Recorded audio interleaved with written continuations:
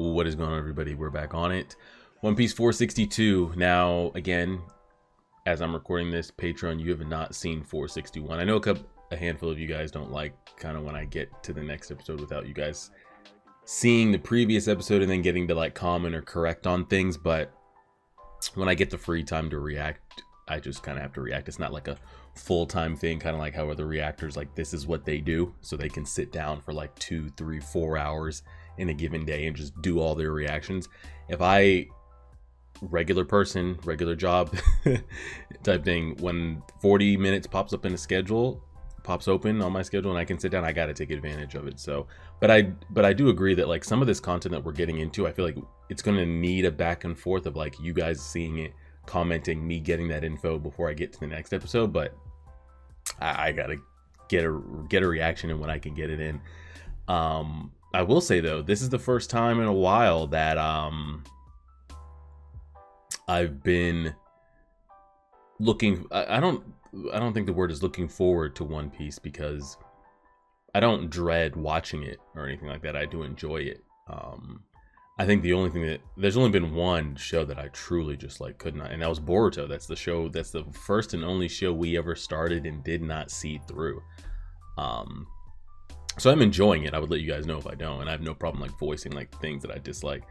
But there's something about kind of like the growth of like what we're going into here, arc wise, world building. When you get, and I was thinking about this earlier today, when we use the term world building for like shows and things like that, people are like, oh, they don't, so and so show doesn't have the best action, but it does have the best world building, or this show does world. But what do you guys quantify as world building? To me, I would think it is like seeing other areas, drawing the map, like figuratively, but like you're expanding the map of the show. You're looking, you're not stuck in like one town or one city, like you're seeing other places with other characters. Because some shows they'll just info dump you a bunch of characters, but the world doesn't expand, the character list just expands. So with One Piece, like we get a lot of locations and a lot of new characters. So I'm excited for this. I'm looking forward to like this world building, and Whitebeard, technically I don't know if he's still he's probably not in his prime, because again, I don't know what his ability is, but I'm going to assume when he was in his prime, he didn't need to be hooked up to these IV bags that we've seen him hooked up to a number of times. Now he doesn't have it on him here. Is it part of his devil's fruit? Is it something that he requires? Is he kind of like an All Might where he's still probably one of one, but not what he was? So, you know, given injuries, I have absolutely no idea. But I'm looking forward to like his ability and to finally see, like, I don't know if they have anybody in the shadows that we haven't seen, but as far as I know, we're seeing the Marines like full hand here. Like they're showing us all their cards from their top to like their semi-top to like their ranks all the way down. Like we see it all. We've gotten introduced to all of them. Now again, they could be hiding people in the shadows for later on arcs. So to see how all of them will react to this and this show of power by him, and what can they do against him? Who is it that stands up and tries to physically stop Whitebeard? Is it a combined effort? Is it just one person? Maybe it's Doflamingo. We haven't seen his ability. We don't know what Sengoku can do. We don't know what the other admiral can do. So there's still a handful of, I guess you could say, strong characters that we've yet to see what it is that they can actually do. And I'm going to assume, given Whitebeard and his name and the terror that he puts in, they're willing to start a world war for it. That Sengoku and probably a decent amount, at least of the upper Marines, we know what his ability is and what he's capable of, correct? Because the reason I bring that up is because I was watching the kind of the recap opening here that they do, and Sengoku made a comment of like, yo, he's distorting the seas, almost like shocked. But I'm going to assume that that was just done for like a viewer standpoint of like showing the shock in Sengoku, which makes us, the viewer, like more heightened to like what's going on. Because I'm going to is unless it's like celestial dragons, I'm going to assume no one has more info or more information or more of like knowledge than probably Sengoku. Now I'm sure he doesn't know everything, but as far as like the information you would need to know, because I'm going to assume he knows what his ability is. So it's interesting that they chose him as someone to make that comment and not like a Colby off to the side or something like that. So regardless, there's a whole lot of things here. And we did ask the question of like the whole Jinbei Whitebeard relationship. Was it like a one-sided relationship? Just Jinbei just praised him for what he did to the fisherman? Is Whitebeard like kind of a piece of shit? The son relationship, would Whitebeard go this far for any of his crewmates, or is it like a specific father-son bonding relationship between Ace? I feel like we kind of got the answer to those questions, that he would ride or die for. I feel like Whitebeard would ride or die for any of his crewmates, at least from the flashbacks that we've shown. Now, I don't know if Ace and his name makes Whitebeard want to show out a little bit more. Like, oh, that's something I'll... Again, because I don't know enough personality, but what I was saying is, would he do this for any of his crewmates, or is the Jinbei thing one-sided? From what I've shown, I feel like Whitebeard probably does care. Him and Jinbei probably do have a decent relationship. And then if it was any of his, I guess, like 1st division leader, 4th division leader, 3rd division leader that Whitebeard would do this for. Now, it being Ace and what Ace is and could be, does that help Whitebeard's motivation for wanting to rescue him? Maybe. Again, they've yet to really show us, I guess, what it is that Whitebeard wants. Is he plotting? Like, do you just want to rescue Ace here and leave? Is there a plot point here? Are you plotting for something? Are you moving the chessboard? There's a lot of questions with that, but regardless, we've been talking again. Let's go ahead and drag this over here. Boom, pop, boom. Come over here. We are recording. All right, 462. Let's see what we got. Let's see what we got.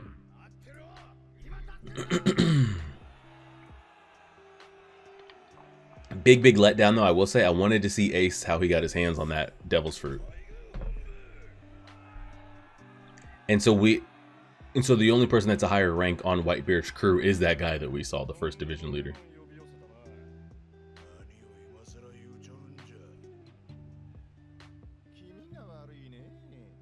Seeing the 3 of their personalities interacting with each other is kind of dope.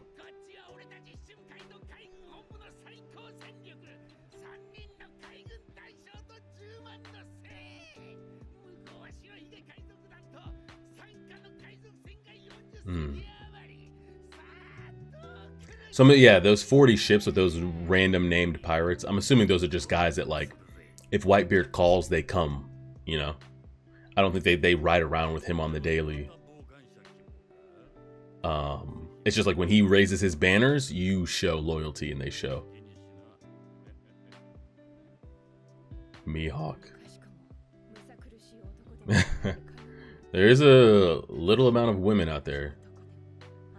I'm trying to who's the biggest mystery right now of like power. Mihawk, the other admiral that we've yet to see, Sengoku's ability, that old lady that was sitting there talking to Garp, does she have like a part to play? Like, are we gonna see her like fully go at it? Doflamingo as well, haven't really seen him in action. Boa as well. I mean, we saw her a little bit, but not her, like, I don't think she's been serious. And we still don't have an answer to how the hell we got in here. Wait, the door's open and now we're getting pushed back? Jinbei, I've been saying this for like 5 episodes. You're gonna have to get your big ass out there and push this ship.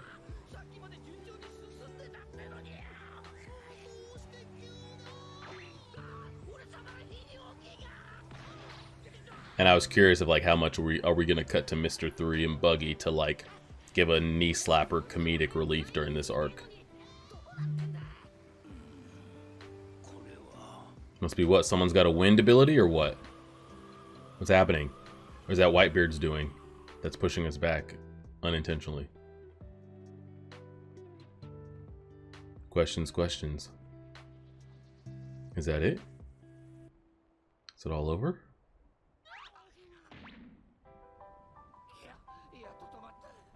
Jinbei seems to know what that may or may not have been. Want to fill us in with some info? But we were there. We're at the gate. How far do we get pushed back? We get pushed back all the way to Impel down? We start seeing smoke and shit come up from Magellan. Oh, God.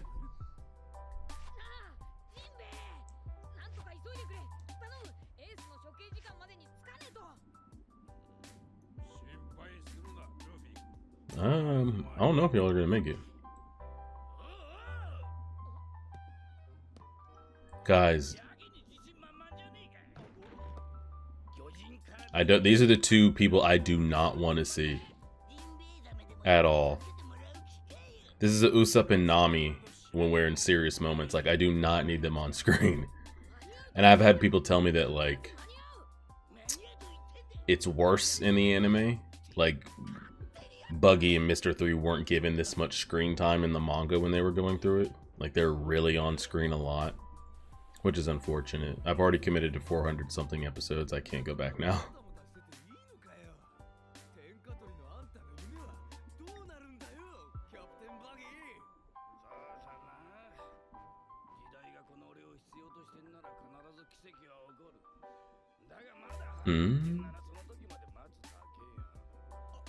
Oh. We're all disappointed in you. And now we're giving these 3 no-names screen time. If y'all don't take me back right now, unless Jinbei's gonna hit us with some info, get me the hell out of here. We've had 3 great episodes in a row. Don't ruin it. Even the sky is different. Like, it looks like a storm or a hurricane's about to come in.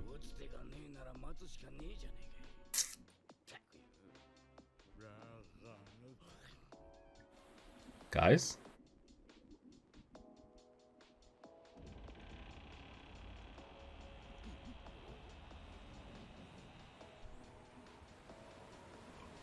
What is going on? Okay, now we're going back the way we need to go. This has to be his doing, I'm assuming.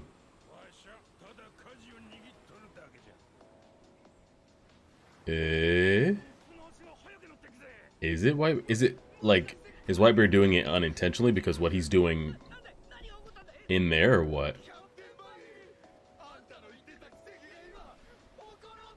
He's a miracle worker, guys. Don't you worry.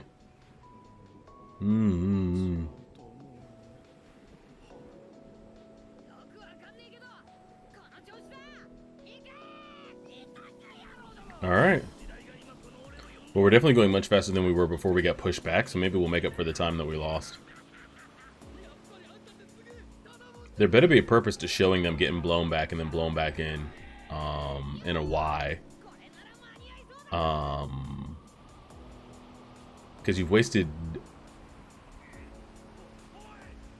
Is that a wave behind us?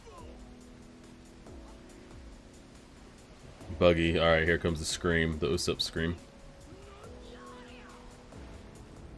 I mean, that takes out the whole ship. What the hell was that? And then they cut us back in here. Oh, Lord. So that's his number 1 right there, right? That's his Zoro. That's his, oh God, what's his name? That's his Rayleigh. Who gave him those scars? Somebody really strong would have to give him those.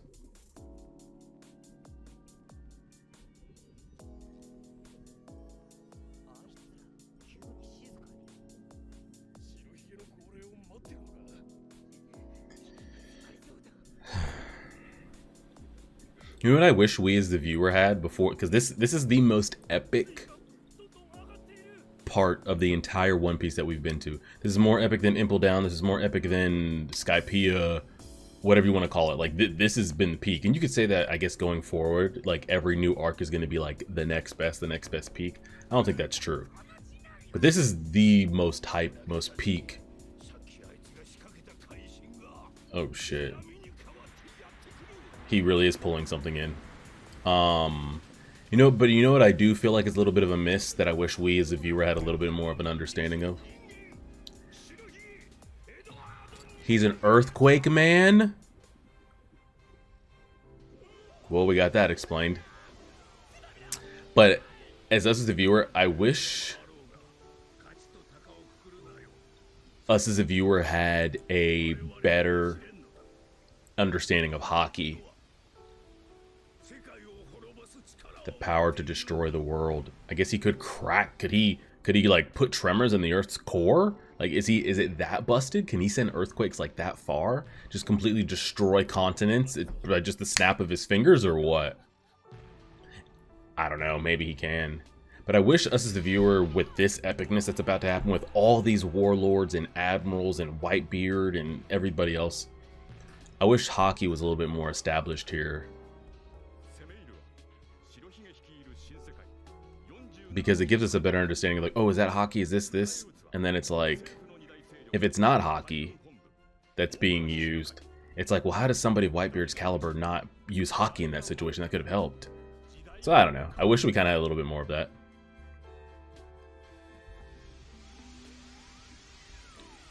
So this isn't even what's happening with the water right now. He's not even controlling that. That is just a subset of what his Devil's Fruit ability was able to do, which is crazy. Oh man, that's absolutely crazy. But yeah, I wish we had a little bit of a better understanding of hockey, because you would assume everybody here that's worth a damn, that we know their names in that little Scuffledale, they possess hockey, no? You would think. To be an important character in what the hell's about to go down right here. So it's kind of like, are they using it? Are they not? Why wouldn't you? I don't know. Anybody over there got a Devil's Fruit that can push back some of those waves, or what?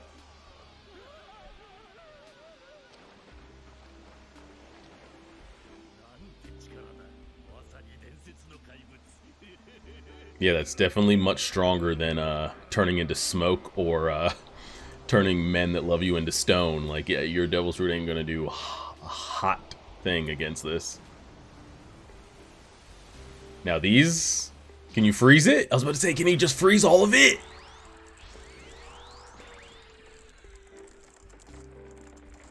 That is pretty great. Does not get much better than that. Does not get much better than that. Holy shit. I was wondering who was going to step up and do something, and I was trying to think of the Devil's Fruits. I'm like, I don't think Doflamingo, and I don't think Boa. Like, who's got the ability to do something here?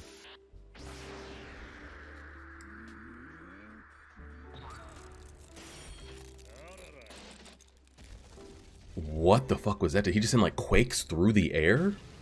What the fuck was that? I was about to say, we can't hit the water right there, buddy. You better freeze that, or someone's going to have to come get you.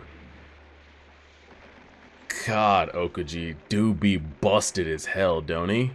Well, so much for that tremor tsunami, because shit's frozen now, so that trick's not really going to work much again, is it? And now you've locked it. If you freeze it, you've locked his ships in place. Granted, he could probably just break that ice with his ability. Yeah, the ships are stuck.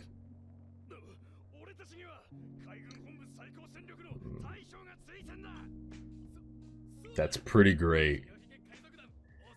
But again, I brought this up during Impel Down. I don't even think somebody of Whitebeard's caliber can handle all of this, man.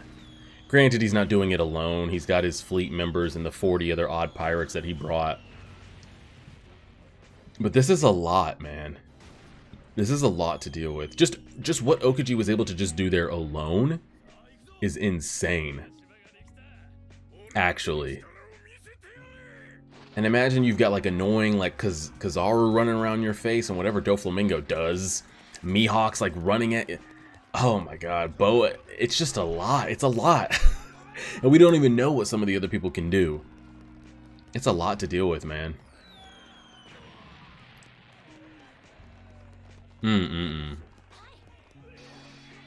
Alright, it started. Hands have officially been thrown. It's not just Whitebeard out there puffing his chest. There's actually hands being thrown here. Alright. It's fodder. Fodder v fodder, but...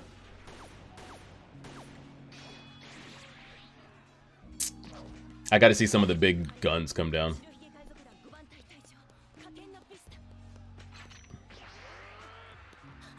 Smoker. Yep. Girl got way too careless.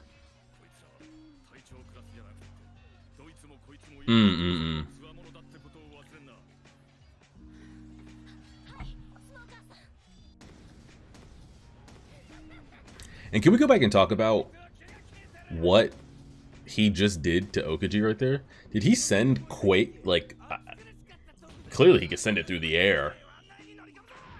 He's like quaking space and time, like through the air.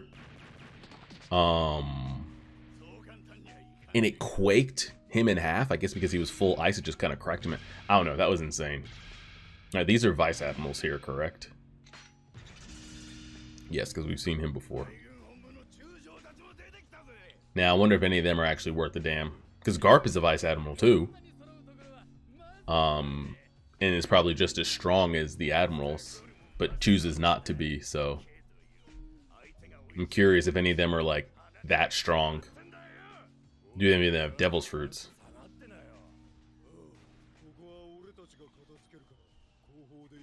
I want to see the old lady on screen. Hold on now. I want to see everybody's abilities.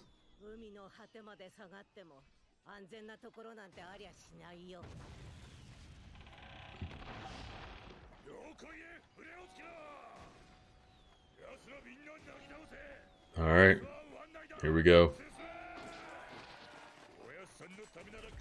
So he came up 40 ships deep, which I guess is enough fodder to match their fodder. Does he have 100,000 on him? How much do you think he came number-wise, if you guys have a breakdown number-wise? How many people do you actually think showed up with Whitebeard?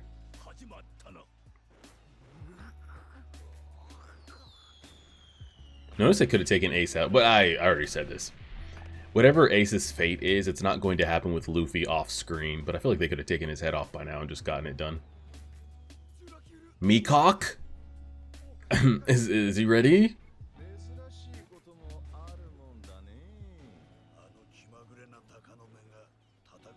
What's piqued his interest?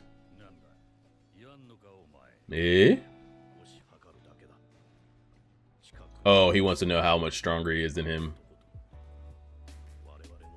Yeah. Just a pure strength thing, kind of like what Zoro was doing.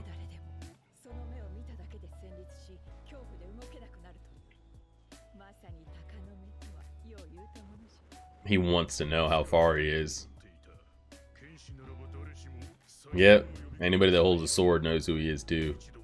It's kind of like Zoro wanting to see, could he take him way back when.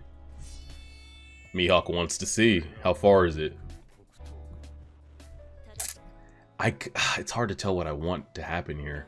Because if Mihawk is going to give him a lot of trouble. One of the 12 highest graded swords.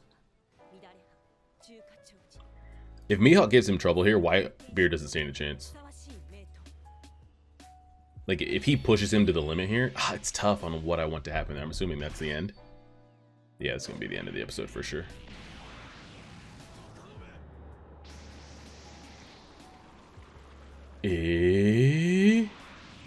Now, do we just quake that right back at him out of existence?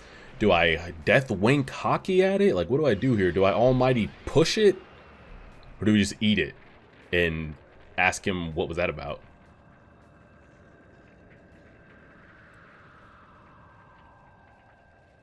Do we even move? They're gonna end the episode. Yeah, I get it. Okay. Alright, so the two greatest moments of the episode were the... I mean, the Aokiji shit is just insane. Granted, I'm in the Aokiji fan club, so it's pretty dope. And he just, like... It's interesting how they show his quake ability, like... So, I mean, he just, like, quaked his ass in half, I'm assuming. Because, see, again, here, I try to think... It's so confusing. I like it because it gives us a power system to look forward to. But then at the same time, I don't know what I'm looking at. You know, when I'm watching Dragon Ball, I know everything is, like, ki related. I know what that is. When I'm watching Naruto, I know that, like, whatever ability you're producing, I know that that requires chakra, okay? When I'm watching Hunter x Hunter and I see something, I know that that's Nen related. I don't really know what the hell I'm looking at in this at all, okay? Because I feel like we've got like almost 3 different baskets of powers that you can pull from here. And the reason that's on my mind heavy right now is because of what Mihawk just did there at the end. So devil's fruits, of course, that's what we got introduced to in the very beginning. And then I thought to myself, well, what Mihawk just, when he first did it, I was like, well, is that hockey related or is that devil's fruit? He might not even have a devil's fruit, who knows? But then I thought to myself, well, maybe it's neither of the two, and that's just his skill as a swordsman. What he's able, like, he's literally able to produce power from his skills of being a swordsman. And I thought that because we've seen Zoro do similar things, to where he's like emitted things from his sword or kind of done these crazy things. Now again, is what Zoro's done, is that like a demon slayer type thing where it's just like a cosmetic effect for like us as the viewer? Is nothing really like coming from it? And I don't mean like he's like shooting like chakra blast out of his sword, but like we've seen like what just happened with Mihawk. Like I feel like we've seen Zoro like do things. And again, like you could say the same thing with Sanji. Now we know with his like devil's foot, red hot lava foot, you know, and it's been broken down like kind of like how he's doing that, and you know the friction with his foot. And I'm like, well, how the hell is, and then you see Luffy's, but Luffy's geared too, and like that's devil's fruit related, so like put him something separately. I feel like we've seen Sanji and Zoro do things that look non-normal that have produced a like visual result on screen that is like, okay, we know they don't possess a devil's fruit, so two things are happening here. That's just pure raw power, nothing to do with devil's fruit, nothing to do with hockey, and they're just doing that because of their skill, or they're just actually tapping into hockey, but they don't really know what it is I feel like it would be easier to have it be explained to us that it is that as we go through the story, rather than like they were just doing things because of just how strong they were. It's like we saw there at the end, he clearly emitted something out of his sword or however you want to label it. Either he emitted something out of his sword stroke is that, like, he is that guy, that just the sheer power of his sword stroke produces an effect. Whatever you want to label it up to, we all saw it. I saw it, the people in this story saw it, we all saw this light like emanating. Whitebeard sees it. So again, is that just for a visual effect, or is everybody seeing that? I'm going to assume everybody's seeing that. Is that just his skills as the greatest swordsman in the world? Is that a devil's fruit? Is that hockey related? Is it two of the three, one of the three, three of the three? I have no idea. It's a lot to try to keep up with, though. I feel like, I don't know if you guys felt like that when you were going through. I feel like it's hard for me to ask those questions like, well, what did you guys feel like when you saw this? Because you guys have probably know hockey backwards, forwards, inside and out, can spell it. That you'd be like, oh, of course that's what that is. Well, of course you know that now. When you've been so deep in YouTube theory videos and Reddit threads and Twitter discussions that's broken down every piece of hockey, it'd be easy to be like, whoa, how could you not know that was that? I don't know. Like, could you see what's going on here? I feel like there's 3 different power buckets we've been pulling from for the entire story that I don't know what goes into what. Like, you're just a really strong human, like Sanji or Zoro. You're just a really strong, you just have a devil's fruit, or you have hockey, and all this is just kind of getting muddied together. That's why when I was saying during the episode, I wish we would have gotten our kind of like hockey training arc before this started, because I feel like every major power on screen right now, your Kizaru, your Aokiji, your Mihawk, your Whitebeard, you're not getting the title of Admiral, you're not getting the title of strongest man in the world, and not have hockey. Like, let's be dead ass, okay? Let's be serious. So since this fight is happening, I'd be like, dang, I feel like this would be a really good time to know what hockey can and can't do. But we're not going to get that. So we just kind of have to leave it at that. So we get 5 episodes off to the side of Luffy getting crash course taught how to learn hockey, where it's just not gonna happen. Aokiji though, what a guy, right? Now it's interesting because, you know, he is like ice in its pure form, you know, in its humanoid form, same way Ace is fire in its pure form. I'd be curious of like, is there a way that I guess that they would be hit, that they wouldn't be expecting it? So how do you know, like, I feel like I've asked this question before with like Smoker and Crocodile, Aokiji, Enru, Ace, the list goes on and on. They are their elements. Like, they are the humanoid form of said element. Is that always on? If I walk up to Aokiji while he's asleep and I take a baseball bat to his head, is it just gonna shatter to ice and reform? If I go up to Ace and I stab him in the neck, is it just gonna turn into fire? Or does he have to be mentally and consciously aware to turn that effect on? Because I asked that because a situation like what just happened here, if you had never fought Whitebeard before, or maybe you didn't know somebody had a certain ability and they just hit you with it, you're like, oh shit, I just lost half my head. Was he just always going to turn it out? Like, there's no way he takes damage there or not. But then the follow-up question is, we did see Rayleigh touch Kizaru, like he's, you know, light, whatever you want to call him. He took damage, physical damage, so he was able to be touched. So how do you know when, like, okay, I can't just eat that attack, you know? So same thing here. Now, is that hockey related? Like, hockey can touch Logia Devil's Fruit users. Maybe it has to be a certain level of hockey. I don't know. But going into a fight, you wouldn't know what level of hockey your opponent possesses. So I don't know. Again, we're getting into these power questions that I just don't know what the abilities can and can't do. So I guess prime example is like the Rayleigh and Kizaru example. None of them were able to touch Kizaru. I think that was consciously happening. Now, whether that's a switch you have to mentally consciously turn on, or that's just you at all times. You could be asleep, you could be unconscious. I literally can't touch you because your body is light itself.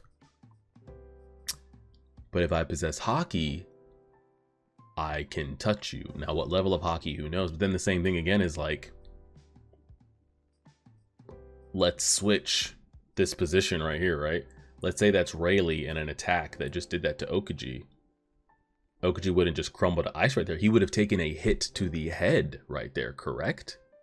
The only two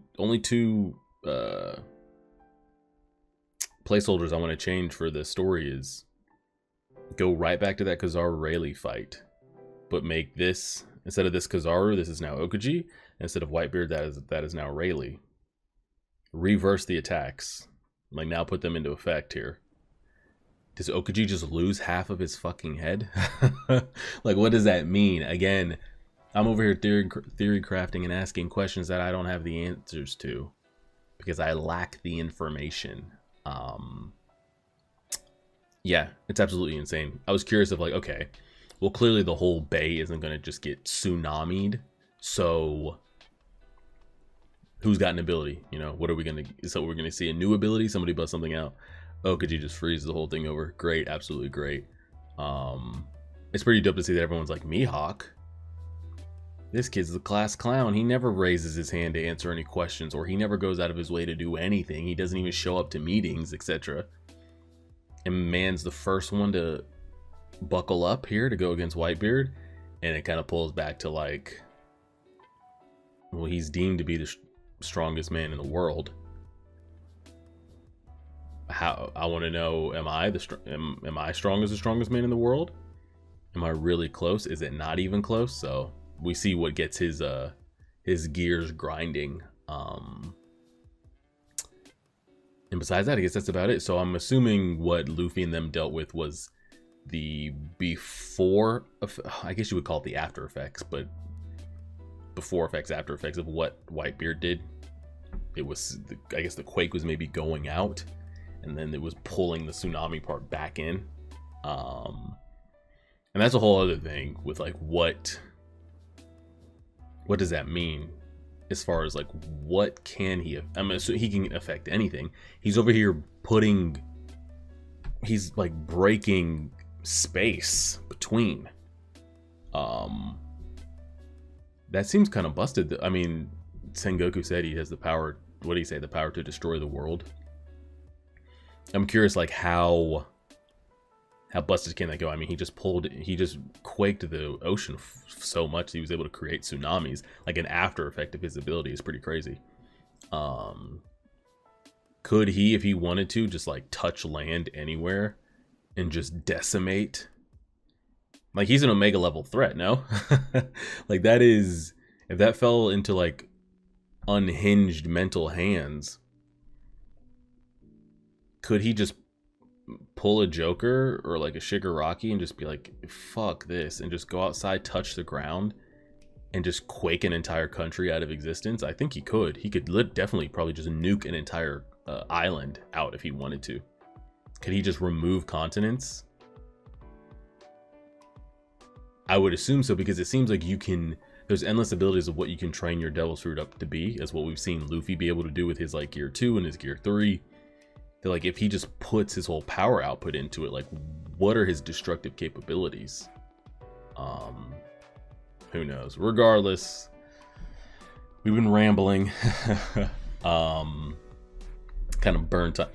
I guess they used it to show like what Whitebeard did, but we didn't need that Luffy, Jinbei, Buggy, Mr. 3 stuff. Give me some more content on screen, but it's happening here. The quote-unquote war has started.